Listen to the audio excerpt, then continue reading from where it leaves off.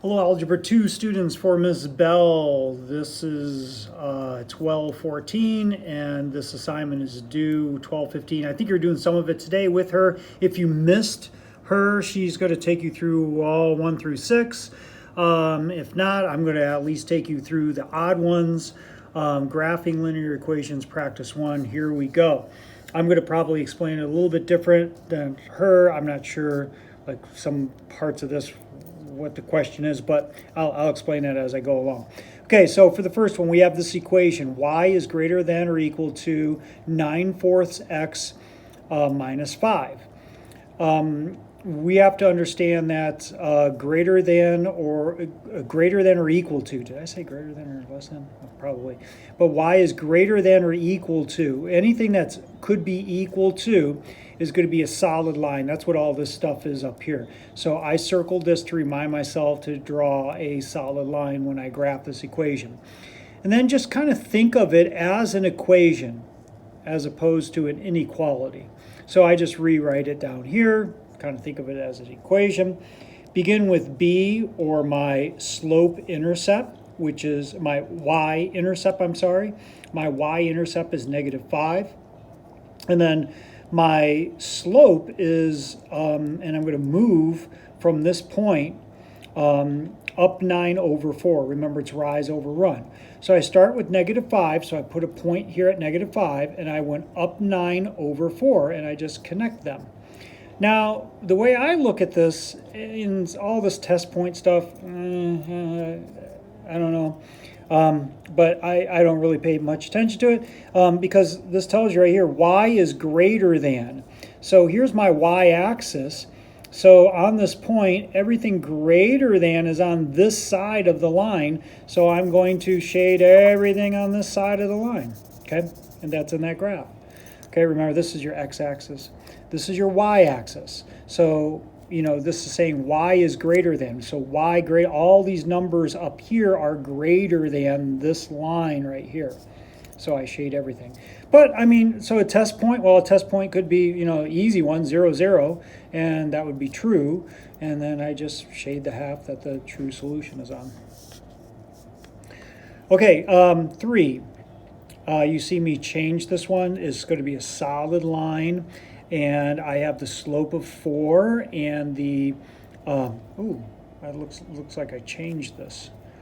This should be a 5 here. So my line's probably going to look a little bit different. Okay, so it goes down 3/5. So down 3, 1, 2, 3 over 5. So it should be over here. Okay, let's make that look a little bit better. And erase this. Okay, so it should be like that. There we go. So down 3/5, and then notice it says y is less than. So look at your y-axis. Everything above it is more. Y is going to be less than the line. So less than this line right here is everything below it. All these numbers are less than this line. So I shade this part. Once again, I'm for the whole test point thing, which I don't really like, but I mean, I guess you have to do it. You know, pick 0, 0. Yeah, it's true. It's on this side. So that's the side that I shade. Number 5, notice that this one's open, so it's going to be a dotted line. And if you're like me, you're going to make a regular line and then go back and erase it and make it dotted, because I always do a solid line when I'm connecting the dots. It's just habit. Gosh darn it, I gotta break it. But anyways, treat it as a regular equation, and I go to -2 on my y-intercept. And then this is, you know, think of this as if you want your rise over run. If there's nothing there, you put it over 1. So -2 over 1, so it goes down 2 over 1. So I'm going down 2 over 1. I just connect those dots and make a dotted line. And notice this says y is greater than. So once again, look at your y-axis. Everything greater than this dotted line is up here now. So I shade everything up here, okay, and nothing below. Once again, the whole test point thing, I mean, 0, 0 works again. So yeah, true. Okay, these I think you're doing for tomorrow, so I'll have at least half of them done for you for tomorrow. We have a less than or equal to. Less than or equal to is going to be a solid line. I treat it as a regular equation just to get it going. My y-intercept is 4, so I go up to 4. And I move with my slope -8. So -8, remember, is going to be -8 over 1. So it goes down 8 over 1. So I go down 8 over 1. Okay, this said y is less than. So if I have this line, and here, look at my y-axis, everything less than this line is down here. So I'm shading all of this side of this line. And once again, I could pick 0, 0 as my test point. 0, 0, yeah, it's in the shaded area, so it's all good.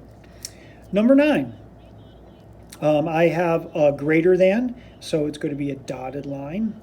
And my y-intercept is -3, so I start down here at -3. My slope is up 1 over 5, up 1 over 5. I make the dotted line. If you're like me, you made a solid and you have to come back and change it, but that's okay. And then y is greater than, so look at your y-axis. Everything greater than this line is up here. So I shade everything greater than that line, all right? Once again, the test point thing, well, 0, 0, pick 0, 0 again right here. It's true. Number 11, I have y is less than. Just less than by itself is going to be a dotted line. I treat it as a regular problem, as a regular slope-intercept form problem. And then I have my slope, or my y-intercept is 2. I start at 2. And my slope is -3, which means down 3 over 1. So down 3 over 1. I connect those with my dotted line. Y is less than. Look at your y-axis. Everything less than this dotted line is down here on the y-axis. So everything on this side of the line is shaded, is going to satisfy that. So you pick any points in the shaded area, it's going to work out. Well, go ahead and you could test a point. I put 0 in there, and so, you know, if you just look at your 0, I put -3 times 0 is going to be -3 times 0 is 0 plus 2. So I have a plus 2 is greater than y. It makes sense, right? That's that whole testing test point thing, I guess, just to see if you're doing it right. You can think of it that way. Hopefully this helps, and good luck.